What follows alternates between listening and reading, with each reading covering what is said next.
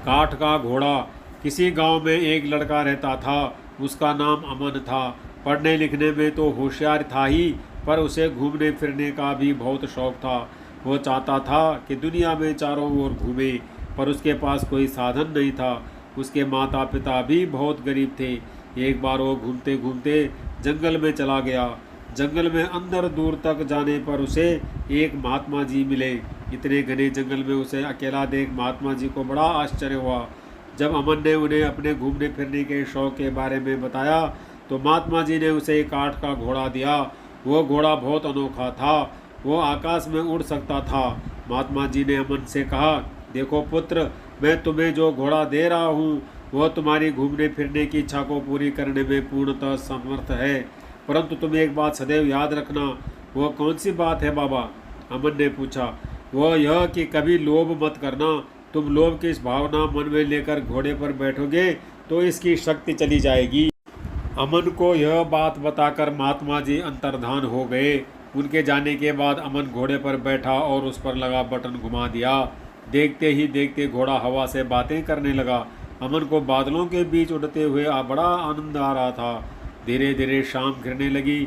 वह घोड़े को नीचे उतारना चाहता था, पर तभी उसे याद आया कि महात्मा जी ने घोड़े को नीचे उतरना तो सिखाया ही नहीं। अब तो वह बुरी तरह से घबरा गया कि अब क्या होगा।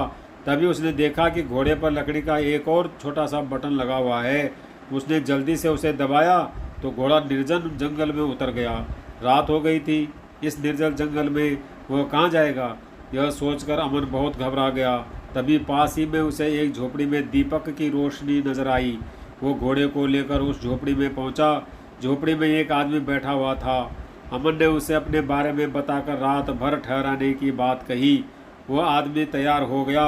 उसने अमन को भोजन कराया और रात को सुला दिया। सुबह अमन ने उस आदमी को घोड़े के चमत्कार के बारे में भी बता दिया। उस आदमी ने कहा कि मेरे पास सोने के 4 हार हैं, उनमें से 2 हार मैं तुम्हें दे सकता हूँ, बशर्ते तुम अपना घोड़ा मुझे दे दो। अमन ने सोचा कि मेरे माँ बाप बहुत गरीब हैं, इस घोड़े का क्या करूँगा? यदि मैं चारों ही हार ले लूँ तो मेरे माता पिता की दरिद्रता दूर हो जाएगी, हम खूब धनवान बन जाएंगे। अमन ने उसे चारों हार देने के लिए कहा तो उस आदमी ने मना कर दिया। बेहोश होकर अमन घोड़ा लेकर झोपड़ी से बाहर निकल आया। वह पैदल ही चलता हुआ झोपड़ी से बहुत दूर निकल आया।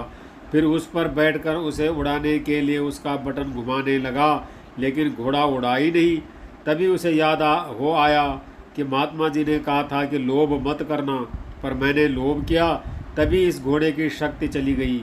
अब इस घने जंगल में वो खो न जाए, उसे तो झोपड़ी का भी रास्ता नहीं मालूम रहा। तभी दूर कहीं सियारों के गुर्राने की आवाज़ें आने लगी। वो भय के मारे रोने लगा और बचाओ बचाओ पुकारने लगा। तभी उसकी आंखें खुल गई। उसके पिताजी उसे झिझोड़ते हुए उठा रहे थे और पूछ रहे थे कि वह क्यों बचाओ बचाओ कहकर चीख रहा था। अब अमन को भी ध्यान आ गया कि वो काठ का घोड़ा तो महज एक सपना था।